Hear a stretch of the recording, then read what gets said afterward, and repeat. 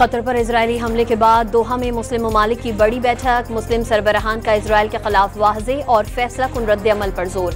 इजलास में पाकिस्तान, उर्दन, मिस्र, तुर्किया समेत 7 मुस्लिम ममालिक और तंजीमों के सरबराहान शरीक।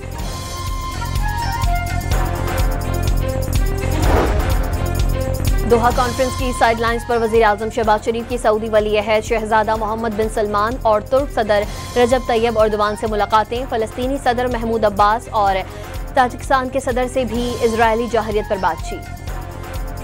कतर पर इजरायली हमले के बाद दोहा में मुस्लिम ममालिक की बड़ी बैठक। मुस्लिम सरबराहान का इजरायल के खिलाफ वाज़े और फैसला कुन रद्द अमल पर जोर। इजलास में पाकिस्तान, उर्दन, मिस्र, तुर्किया समेत 7 मुस्लिम ममालिक और तंजीमों के सरबराहान शरीक।